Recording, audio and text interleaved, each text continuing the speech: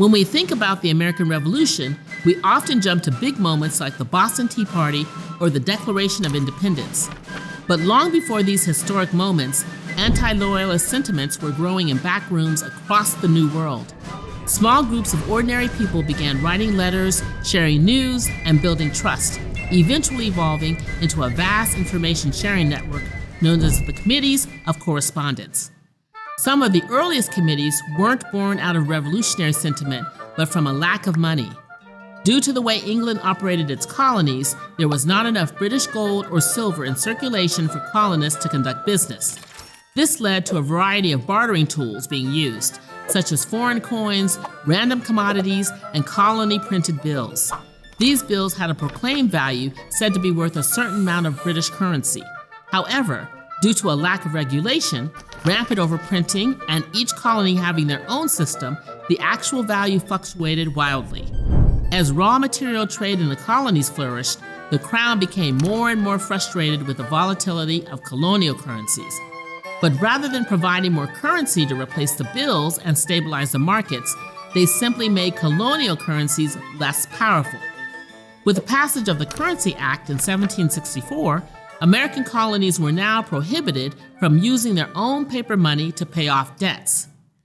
Facing economic ruin, Boston colonists formed the first committee to rally opposition to this act and other reforms. Just a year later, the Crown passed the Stamp Act, which imposed a tax on all materials used in newspapers and legal documents. This led to the formation of more committees, not only in Boston, but in New York as well. These groups had goals that were narrow in scope, only opposing specific legislation until later being dissolved after key issues were settled. But as resentment to British rule grew, so did the aspirations of the colonists.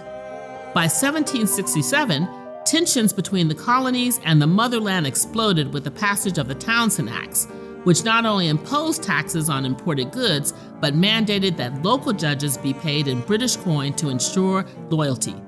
But it wasn't until 1772, when concerns over judicial independence and royal overreach peaked, that Samuel Adams helped form the first official Committee of Correspondence. Unlike previous coalitions, this committee was not only focused on fighting the key legislation, but also rallying against the Crown at large. This new group set out with three goals: to establish communication with assemblies in other colonies, to educate citizens on their rights, and to rally support for complete independence. With the flame of rebellion lit, it did not take long to spread. By 1773, there were over 80 committees in Massachusetts alone, and just 1 year later, 11 of the 13 colonies had committees exchanging information and planning with one another. They communicated by handwritten letters and pamphlets delivered by horseback or by sea. Now the colonies weren't just neighbors, they were allies. By 1774, the Committees of Correspondence had hit their stride and in many ways were perceived by colonists to have more local influence than the Crown itself, functioning as a sort of shadow government beneath the veil of British rule. The committees worked together to conduct democratic elections culminating in the First Continental Congress. This laid the groundwork for America to declare its independence and begin the Revolution, proving that the pen is truly mightier than the sword. To quote Samuel Adams, "It does not take a majority to prevail, but rather an irate, tireless minority keen on setting brush fires of freedom in the minds of men." Funding for this video was made in part by a community engagement grant around the American Revolution, a film by Ken Burns, Sarah Botstein, and David Schmidt.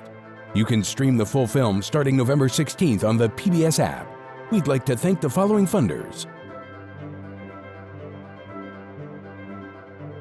Simple Civics, brought to you in part by the Indiana State Teachers Association,